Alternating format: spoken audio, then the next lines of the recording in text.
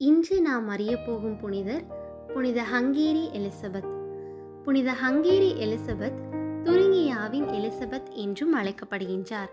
கத்தோலிக்க திருச்சபையின் மிக முக்கியமான மற்றும் பிரபலமான புனிதர்களுள் ஒருவராக விளங்குபவர் புனித ஹங்கேரி எலிசபெத். இவர் தியாகம், தாழ்மை மற்றும் கருணை நிறைந்த வாழ்க்கையால் அன்பும் அருளும் குறியீடாக விளங்கியவர். ராஜகுலத்தில் பிறந்தாலும் எளியவர்களுக்காக தன்னுடைய வாழ்வை இவர் அர்ப்பணித்துள்ளார். வாருங்கள் இவருடைய வாழ்க்கை வரலாற்றை விரிவாக பார்ப்போம்.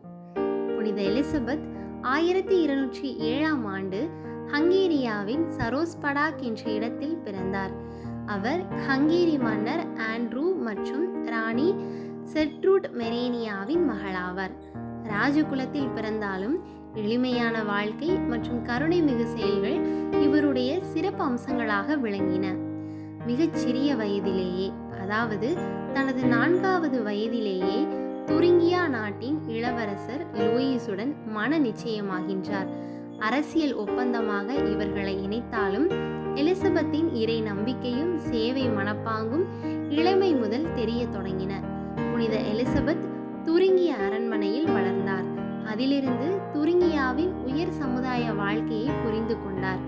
ஆனால் அவர் வாழ்வின் மையமாக இறைவனை வைத்திருந்தார். அரண்மனையின் ஆடம்பரத்தை கடந்து அவர் வறியவர்களுக்கும் அடிமைகளுக்கும் உதவி செய்து வந்தார். அவரது பண்புகள் மற்றவரிடமிருந்து அவரை தனித்துவமாக்கின. அவர் அடிக்கடி தனது உணவுகளை கூட ஏழைகளுடன் பகிர்ந்து கொள்வது வழக்கம். புனித எலிசபெத் தனது 17வது வயதில் லூயிஸுடன் திருமணம் செய்து கொள்கின்றார். இவர்கள் வாழ்க்கையில் அன்பும் இணக்கமும் அதிகமாக இருந்து வந்தது. இவர்களுக்கு 3 குழந்தைகளும் உள்ளன. புனித லூயிஸ் தனது மனைவியின் மத நம்பிக்கையை முழுமையாக ஆதரித்தார். அவரது உதவியுடன் புனித எலிசபெத் நோயாளிகள் மற்றும் வறியவர்களுக்காக மருத்துவமனைகளை அமைத்தார். தனது அரச செல்வத்தையும் மக்கள் நலத்திற்கே செலவழித்தார். 1227 லூயிஸ் ராஜகுமாரர் திடீரென உயிரிழந்தார். இச்சம்பவம் எலிசபெத்தின் வாழ்க்கையில் மீளாதுயரமாக அமைந்தது. அதிலிருந்து துரிங்கிய அரண்மனையிலிருந்து வெளியேற்றப்பட்டார். மனதளவில் தளரவில்லை, ஏனெனில் இறைவனை முழுமையாக நம்பி வந்தார் புனித ஹங்கேரி எலிசபெத். கணவரின் மறைவுக்கு பிறகு எலிசபெத் தனது வாழ்க்கையை முழுவதும் வறியவர்களுக்கும் நோயாளிகளுக்கும் அர்ப்பணித்தார்.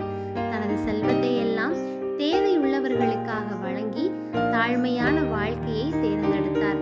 இவருடைய சிறப்பான செயல்கள் யாதெனில் வறியவர்களுக்கு உணவளித்தல், மருத்துவமனைகள் அமைத்தல், தனி நேரங்களில் ஜபத்திலும் தியானத்திலும் செலவிடுதல். 1239 24வது வயதில் புனித ஹங்கேரி எலிசபெத் இயற்கை எய்தினார். அவரது வாழ்வு மிக குறுகியதாய் இருந்தாலும் அதில் சிறப்பான அர்த்தமும் ஆழமும் இருந்தன. 1235 அவரின் தூய்மையான வாழ்க்கை மற்றும் தியாகங்களுக்காக திரு தூயர் பட்டம் வழங்கப்பட்டது. இன்றும் புனிதர் ஹங்கேரி எலிசபெத் சமூக சேவையின் முன் உதாரணமாக இருக்கின்றார். இன்றைய குறிப்பு: புனித ஹங்கேரி எலிசபெத்தின் வாழ்க்கை அன்பின் ஆற்றலை எடுத்து காட்டுகிறது. திருச்சபையின் அருட்கொடை மற்றும் சேவையின் அடையாளமாக அவர் வாழ்க்கை எப்போதும் ஒளிக்குரியதாகும். அவரை போன்ற ஆளுமையை பின்பற்றி நாமும் கருணையுடன் வாழ முயற்சிக்கலாம். புனித ஹங்கேரி எலிசபெத் எங்களுக்காக வேண்டிக் கொள்ளும்.